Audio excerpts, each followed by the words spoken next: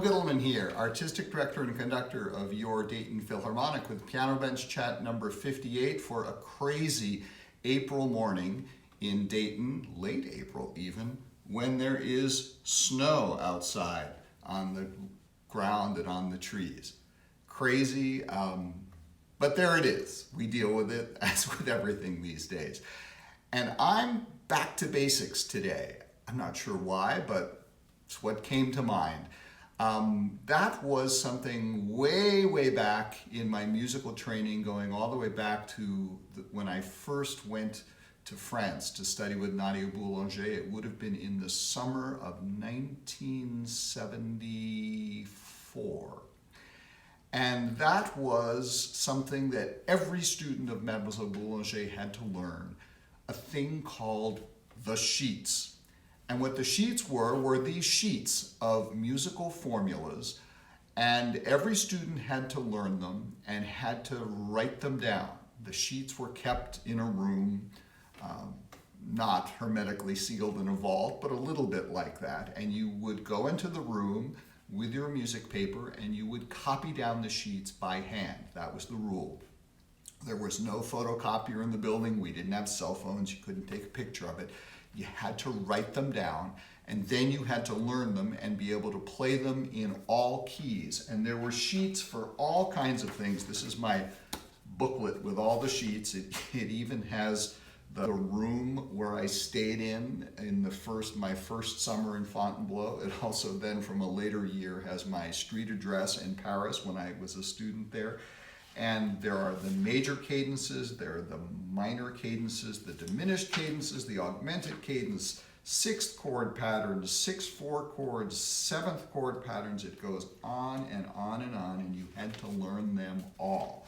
So what I played you there was kind of like the ABCs of music, or the multiplication tables, the periodic table of the elements, something incredibly basic that if you didn't learn that, you weren't really going to understand everything else. And that was the very first page of the sheets, the major cadences.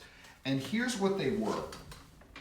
You have in every scale in music, for instance, C major scale, on each degree of the scale, each of the 7 degrees, you can build a triad, a chord of 3 notes. And so, for instance, in the major scale, you have a major triad, then a minor triad, minor, major, major, minor, diminished, and then you're back where you started at the first note of the scale again. And the idea of the cadences is, in this case, the major cadences. You start on a major triad, and you work your way from there back home.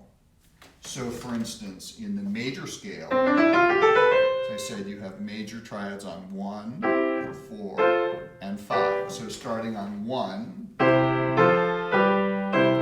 you're back home.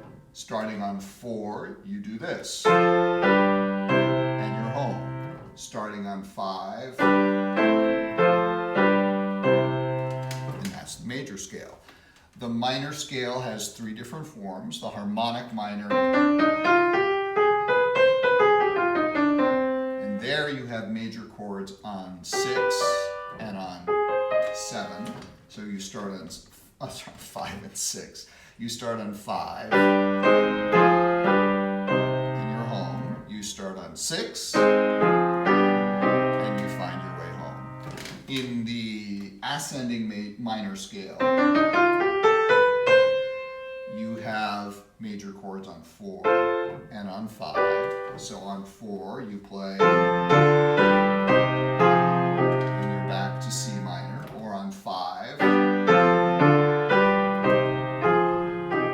And then you also have the descending form of the minor scale, where there are major chords on 7, 6, and 3.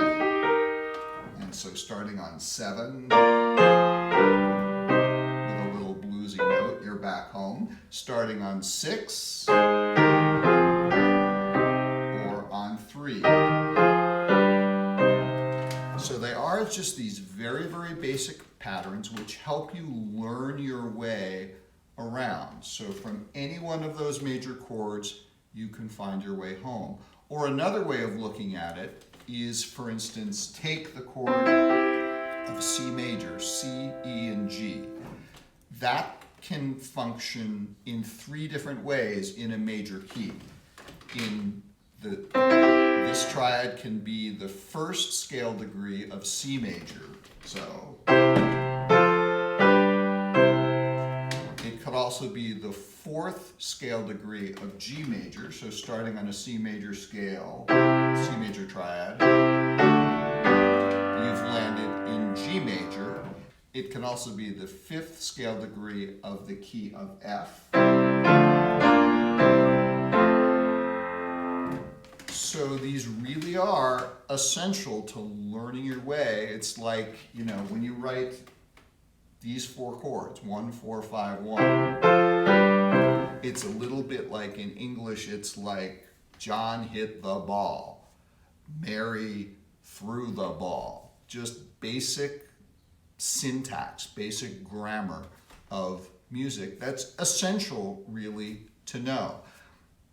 But it's not just that. It really is music. Twice already in the sequence of piano bench chats, I've played you the first prelude of Bach's Well-Tempered Clavier in the very first piano chat, and then a year later, the piece that starts like this.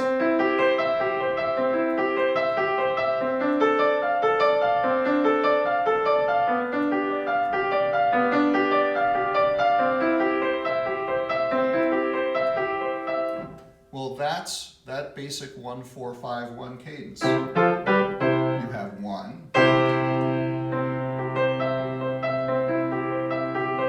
Then you have 4, slightly varied version.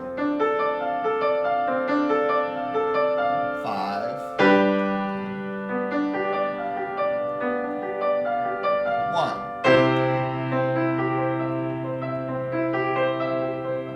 So it really is kind of one of the basic building blocks of music. It's also Louie Louie 1, 4, 5, 1. 3-chord rock and roll is built on 1, 4, and 5. Then you go back to 1. So it seems kind of like this rote stuff, but it really is kind of, or another way of looking at it, kind of the DNA of the music that we do.